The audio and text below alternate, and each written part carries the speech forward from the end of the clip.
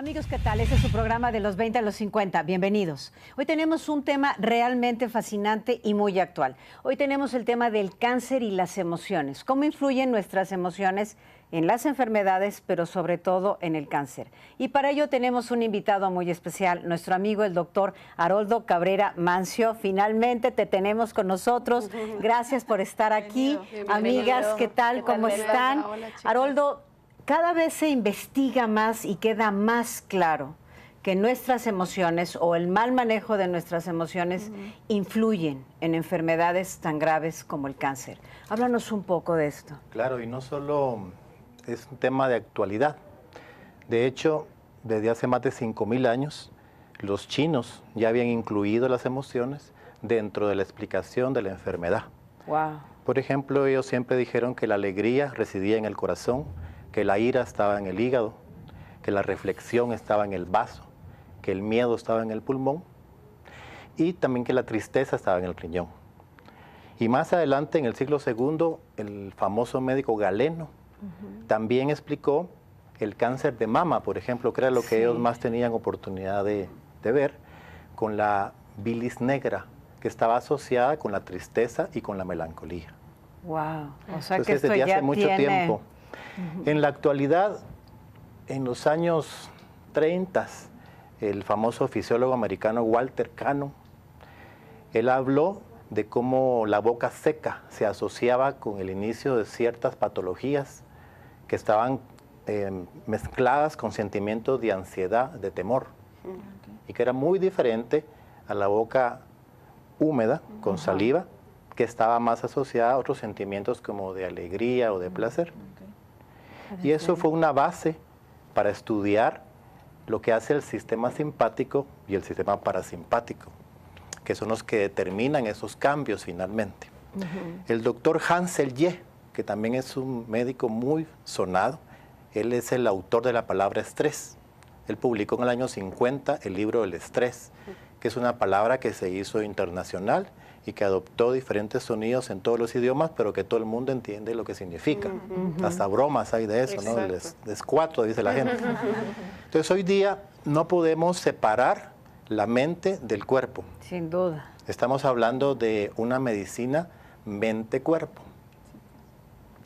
Esa integración da nombre precisamente a la medicina que se practica, que incluye todo esto que se llama medicina integrativa, que es un término más actualizado de la medicina complementaria, que es la que se utilizaba cuando yo me inicié en este tipo de análisis médico.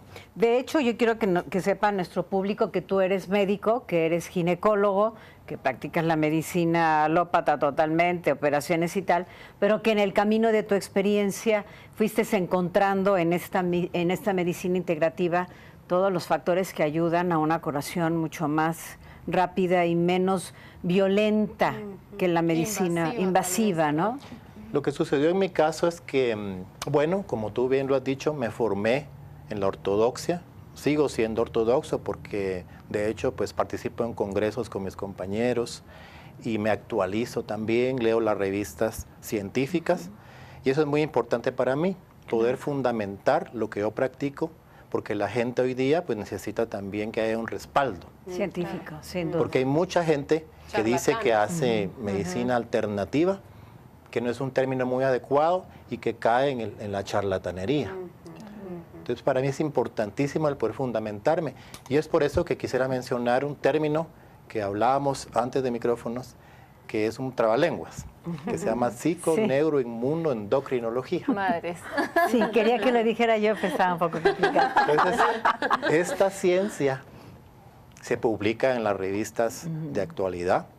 Lo que pasa es que no todos las leen, lamentablemente, pero hay estudios fascinantes como, por ejemplo, que los sentimientos de vergüenza en una persona homosexual puede bajar los conteos de leucocitos CD4, que son los importantes en la inmunidad y que tienen SIDA, por ejemplo. Wow. Entonces eso está publicado y hay otro sinnúmero de estudios que vienen de la mano con esa ciencia que viene publicando desde los años 70. Doctor, también hablábamos antes de micrófonos con usted, interesantísimo, el tema interesantísimo.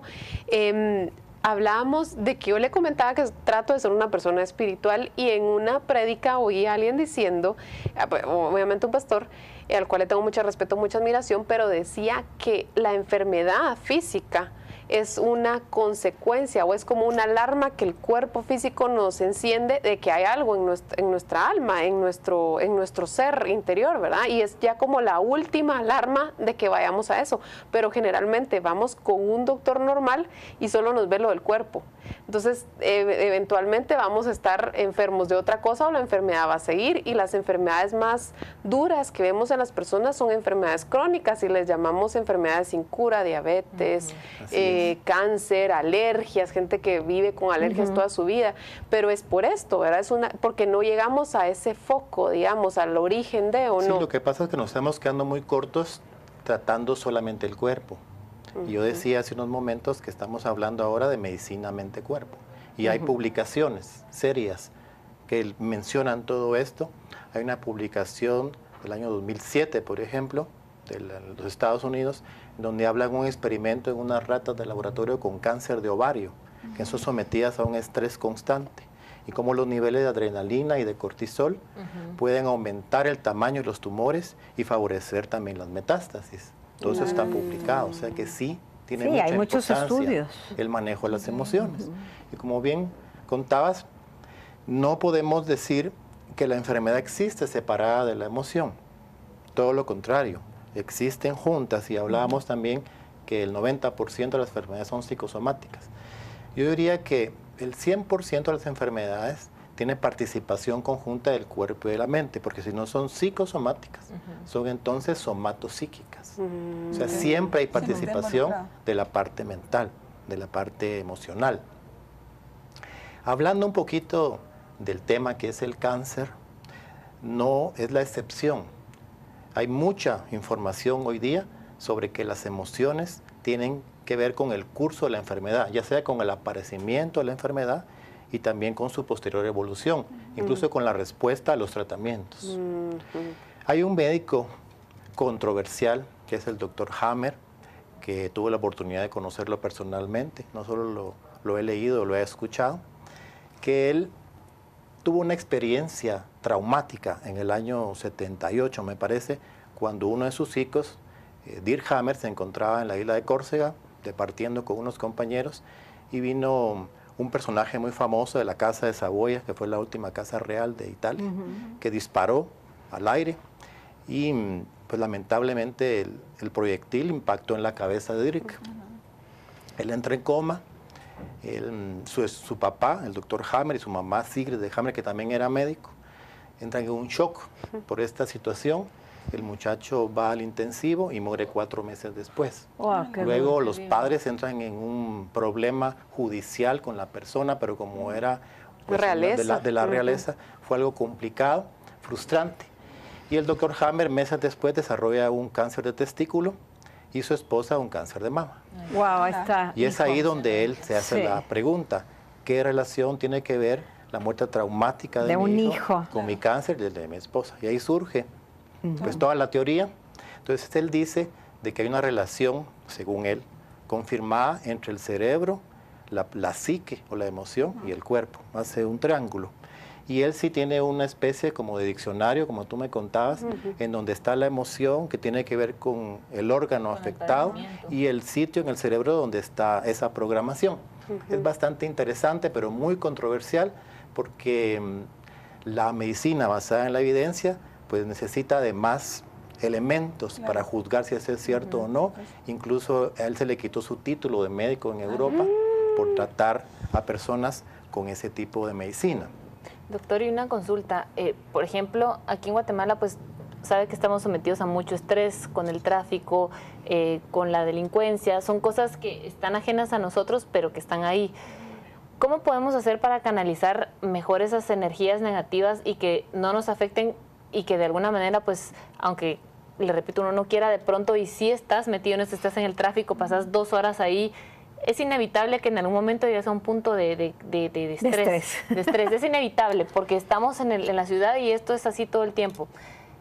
¿Qué herramientas recomienda usted para que uno no pase por esas situaciones o las canalice de otra manera el cuerpo y no se vuelvan células cancerígenas para nosotros evitarlo? Vamos a principiar por lo último, y es que el cáncer, dentro de lo que es la ciencia oficial, pues es algo genético, que está codificado en el genoma. Pero contestando la pregunta específicamente, la nutrición es algo fantástico, que algún día me gustaría tocar con ustedes, el tema de nutrición. Se puede crear salud a través de una buena nutrición, y hay muchos enfoques hoy día. Y también quiero retomar lo que mencioné hace un momento sobre lo que es el simpático y el parasimpático. Entonces, hay órganos que están mediados por el simpático y hay órganos que están mediados por el parasimpático, por lo que es la parte voluntaria y la parte involuntaria. Hay algo, una función del cuerpo que tiene los dos, y que es el pulmón, la respiración. Entonces, mediante la respiración podemos controlar bastante el estrés, estudiar técnicas de respiración. Yo al regresar del corte quería hacer una pregunta acerca del sueño, entonces tal vez después podemos hablar un poquito de eso para ver. Que también tiene que ver con las emociones, ¿cierto? Así que amigos, volvemos. De vuelta, amigos, en su programa de los 20 a los 50 con este tema tan interesante. ¿Qué tienen que ver las emociones en la enfermedad, sobre todo en el cáncer? Preguntábamos ciertas cosas y Andreita quería ver en el sueño. ¿Cómo? Sí, digamos, yo veo que a veces todo lo que está relacionado con el estrés a veces se evidencia mucho a través del sueño, es decir, personas que no duermen bien, que padecen de insomnio, entonces no descansan bien y se vuelve como un círculo vicioso.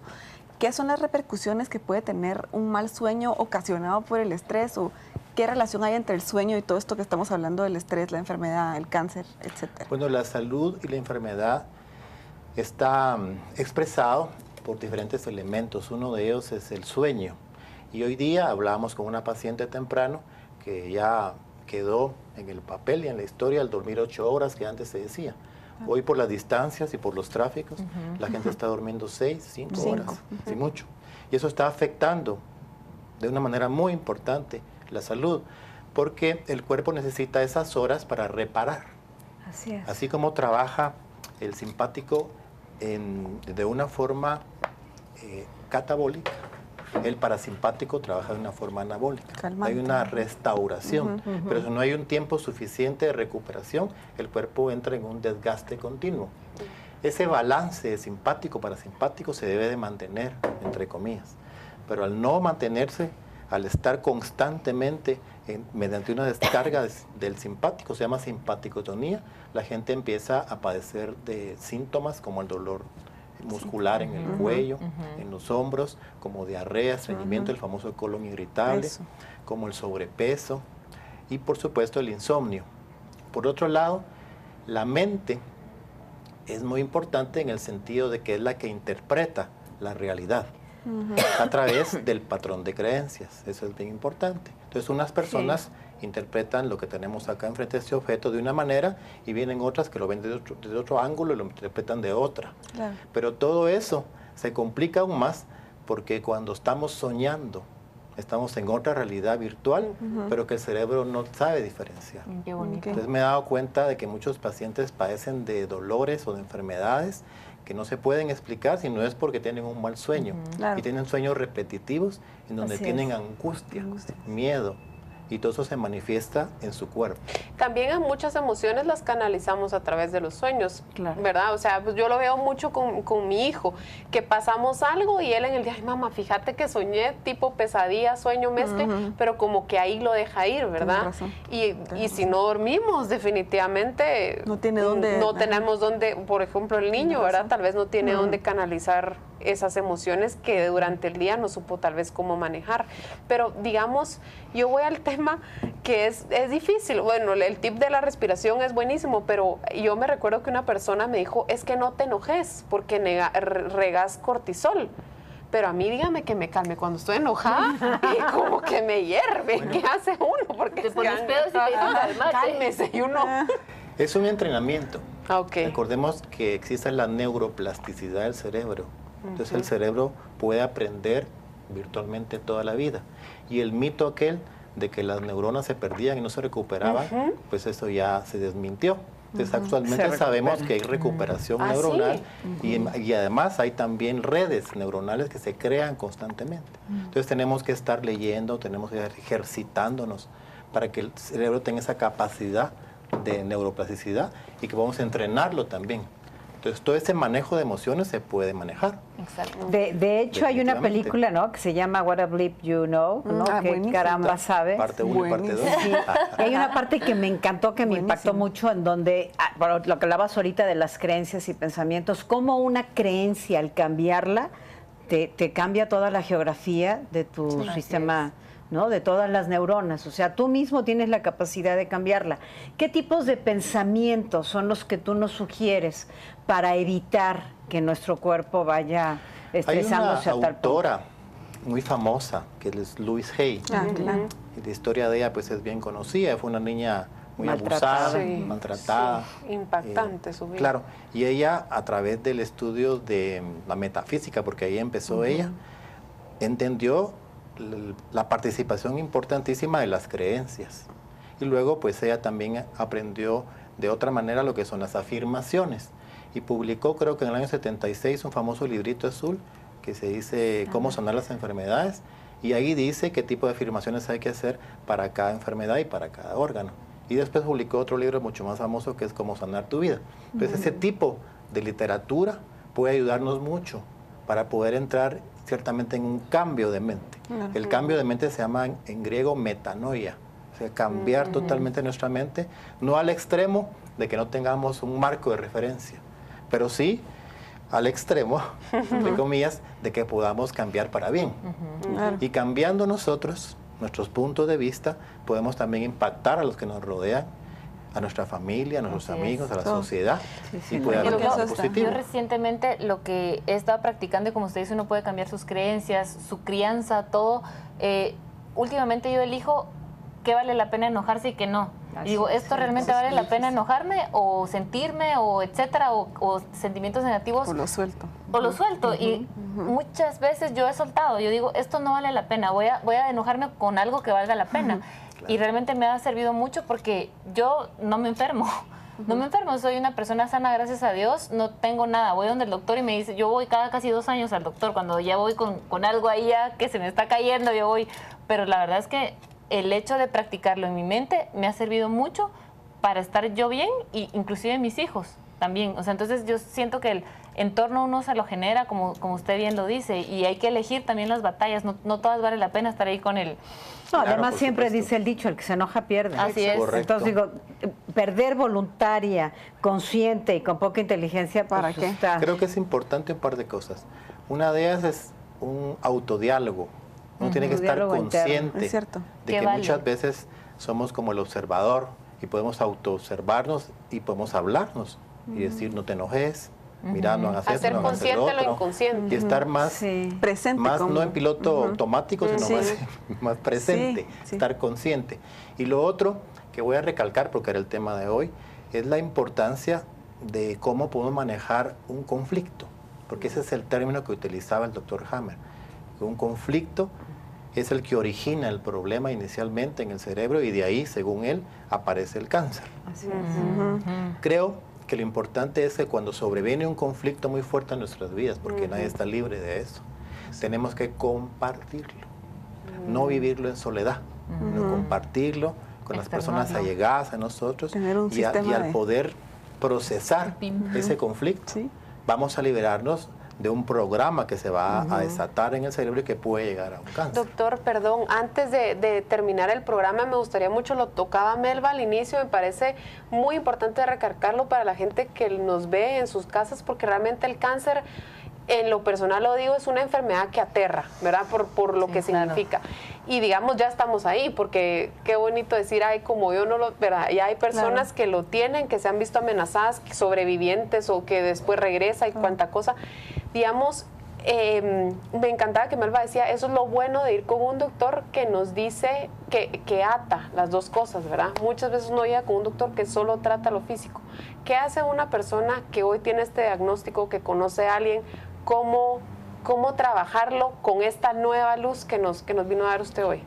Creo que es importante que no solo lo trate con su oncólogo, porque lamentablemente en Guatemala pues estamos muy atrasados en eso. Quiero contarles que en Europa, en Estados Unidos, se está trabajando la psicología oncológica. Así es. Y hay siempre un psicólogo especializado en los hospitales de cáncer que da una ayuda, una asesoría a la familia.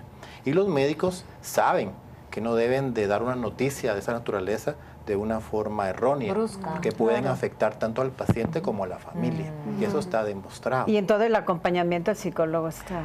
Entonces es importante acompañarse con una persona que tenga experiencia en estos campos como una buena psicóloga para que nos pueda ayudar a procesar toda esta parte emocional.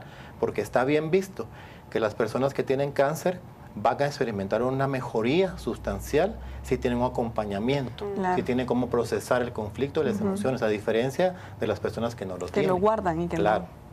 ¿Cuáles son, solo para terminar rápido, tal vez unas 2, 3 señales de alerta que pueden tener los televidentes, digamos, no sé, tal vez problemas al momento, digamos, colon irritable, problemas en la piel? ¿Cuáles son, digamos, las señales que da el cuerpo cuando ya está sobrepasándonos este conflicto? El problema es una simpaticotonía, o sea, un tono simpático sostenido, boca seca, pensamientos persistentes, falta de sueño, insomnio, falta de apetito, taquicardia, sudoración, ansiedad pero también. más que todo el pensamiento que persiste, las ideas obsesivas. El Uno está en rumiar eso, está. tiene uno que buscar ayuda inmediatamente. Gracias, Muchas doctor. gracias. Por eso, Gracias, amigos, doctor. tenemos que tener muy claro el ser consciente de nuestras emociones. Sin duda alguna, y esto va a quedar pendiente y prometido aquí el siguiente programa, De la nutrición. somos lo que pensamos y somos lo que comemos. No es una o la otra. Nuestros pensamientos originan en el organismo una serie de procesos que van hacia una enfermedad si estos son negativos, o de alegría y plenitud si estos son positivos.